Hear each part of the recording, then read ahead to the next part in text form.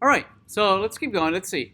What we'd like to be able to do is that we would like to be able to type something in here, and when we press login, we would like for the some code to verify whether this username and password exists. Okay, so let's do that. Let's tie these two input fields for the username and password. Let's tie them to the component that go along with it, right? This login component and this HTML component go along together. Let's close all the other ones for now.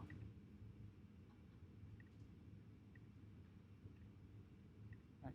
So in the component, we're going to declare a variable that is going to be tied to the username. Okay, and another that's going to be tied to the password.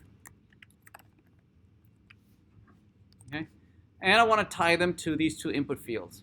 The way to do that is to use what is called an ng model, right? So basically, what I like to be able to do is bind these two together so that anything that the controller does to those two variables will be notified to the DOM, and it will make the DOM change any changes in that variable, in the values of that variable, and vice versa. If the user types into this input field, I would like to be notified on my JavaScript code saying, know that the value of that variable has changed. Yes.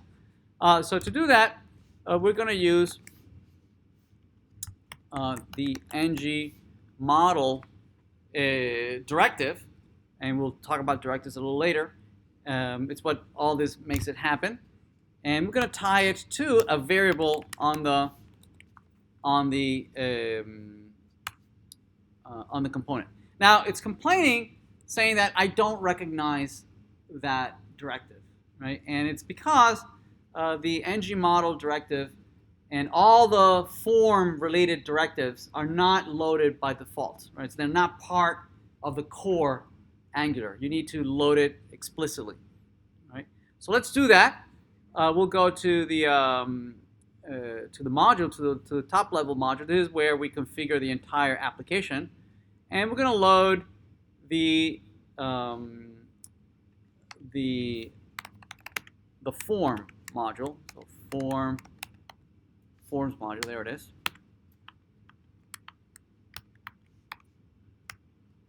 There it is. We loaded it, and we are going to add it to our imports. So this is forms module. There it is. Now that we loaded it, this no longer complains, right? The IDE no longer complains, and that's the beauty of using a full-blown infrastructure that knows about all the various components, right? That one change here, it gets validated and compiled elsewhere. Okay. All right. So now this input field is tied to this username right here. Notice that it's now not gray, right? It knows that it's being referenced somewhere. Let's do the same thing for the password, right? And this is the password, right? And notice that now this is purple, right? It knows that they're both tied now. It's being used, all right? All right. Now also this variable, this variable is now just like earlier we had the hello world, just like we had the hello world, hello here, right? Hello string and the value hello from login component, right? We had this earlier with single quotes. And earlier we said that we could render this, right? We could render the hello here, right here, hello. Dynamically inject that. There it is, hello from hello component. So let's add a break here. There it is, hello from login component. Well, so it's true that these variables are also available anywhere, right? And we can certainly reference them elsewhere. We can say username, right? So this username is tied to anywhere that we refer to it, right? So we're referring it to it here. then we're also referring it to it here, right? So now if I start typing, notice that it renders it, right, everywhere where it's referenced. Okay? Notice that all the magic that is happening behind this, right?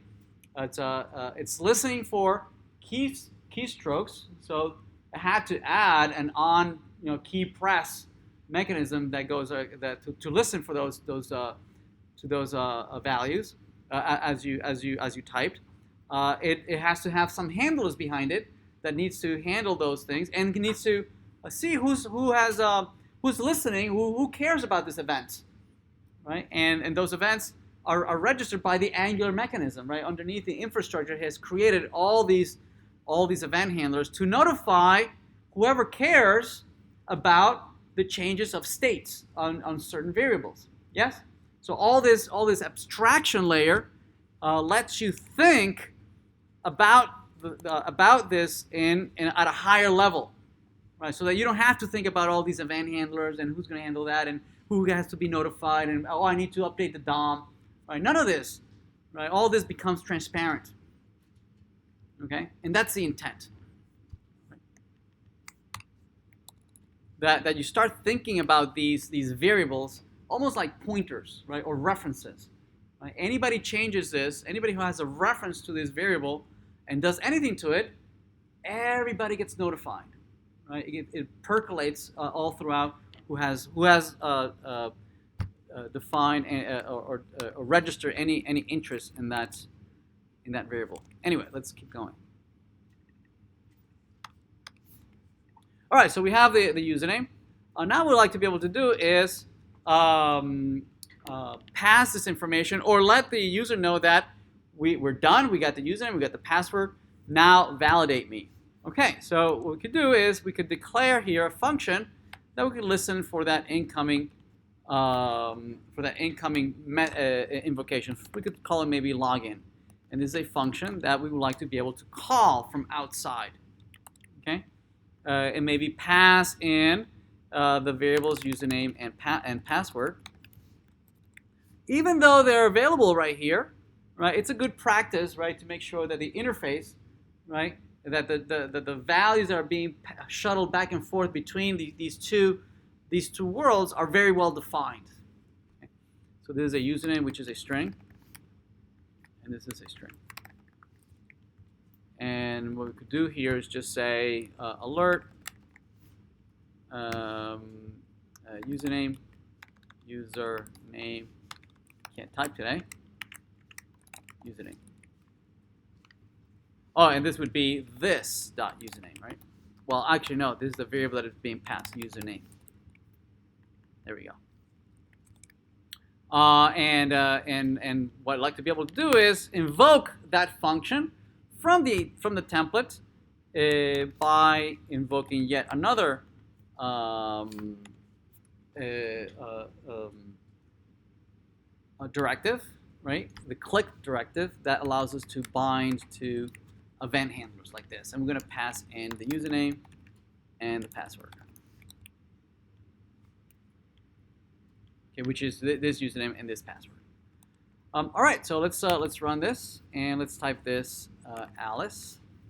And if we type this, notice that it says username Alice. All right, so we definitely have the value of the username and password on the login side in our code. Okay. All right, so we have login here. The next thing we'd like to be able to do is validate. Right? Validate whether this user is who they say they are, and if it's valid, we would like to be able to programmatically navigate to the login page, saying, "Hey, this is a user who just logged in." Right? So let's not validate just yet. For now, let's see if we could just navigate. All right, let's look at that. So to navigate.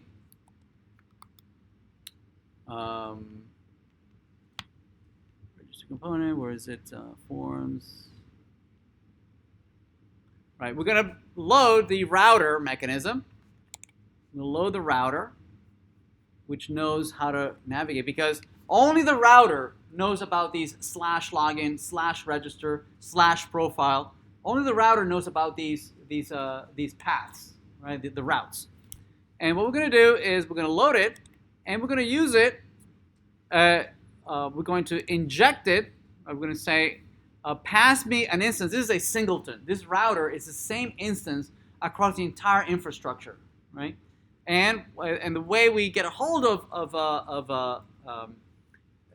these singletons, one way is that we would instantiate it here, but that's a bad practice, right? If there's only one instance of these things, the whole point would be that I'm not responsible for creating an instance of this. I am not the one responsible for the life cycle of this singleton. Instead, I can ask to be injected, right, into the component from outside, and I can give it a local variable name, router, which is of type router.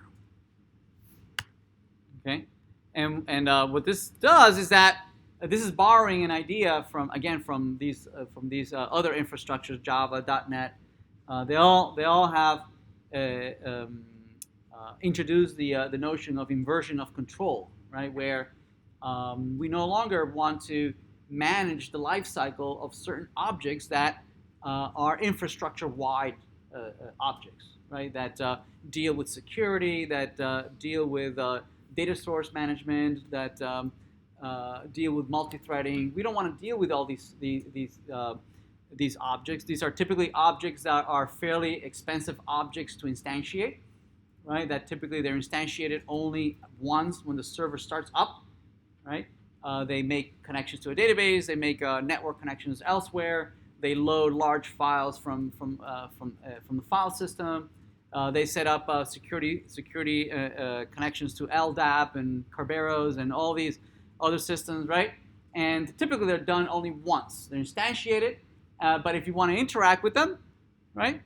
Certainly you're not going to say new, right? LDAP connector. These objects typically are already instantiated, right? But you can ask to be injected, right, into your components, so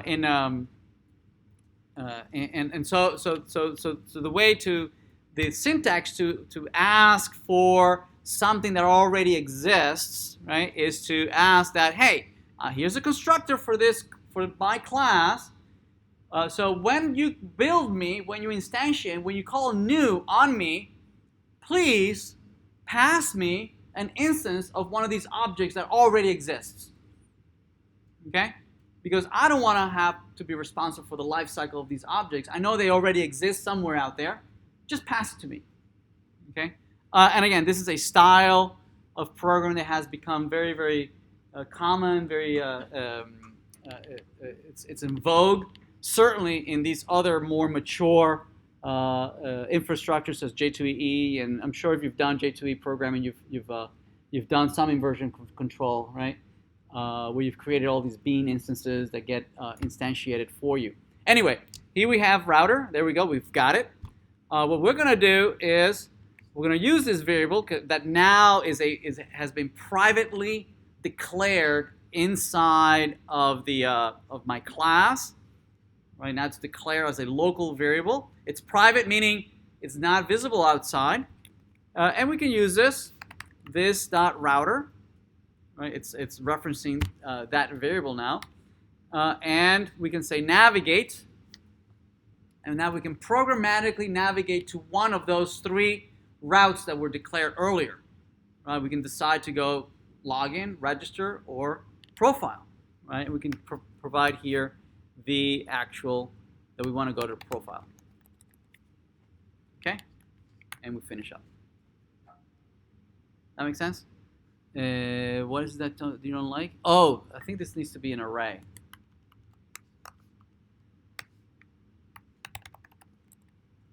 Yeah, okay. It's an array because what you could do is you can provide parameterized arrays, right? Where you can have a string, then a value, then a string, then a value, then a string, right? So that you can build the path, right, programmatically. Here, our path is very simple. It's just the profile string. Okay. All right. So let's try it out, and let's do a login. Notice that just by clicking on the login function, button, it just goes goes to the profile page. I'm not validating anything, right? I'm going directly there. Certainly, we can validate it. We can say, if username is exactly Alice and the password is exactly QQQ, then I want to go to the profile page. Okay? So if we reload this, we go back. Notice that now if I click on login, it doesn't go. Right? It doesn't go there unless I type Alice QQQ. And then it navigates to the profile. Right? But obviously this is not the way we're going to do it. We're going to create a service that's going to validate this and looking up to see who just logged in, because we want to keep track of who specifically logged in, based on the ID of that user. Right? Eventually we'll go out and do this on the server side. For now, we'll do it on the client side. Okay? All right. So let's yes.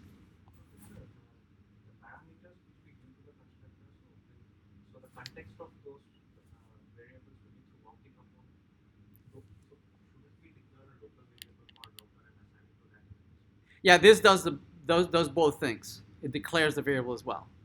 Yep, makes it available. Yeah, you can then reference it just this .router. Yep.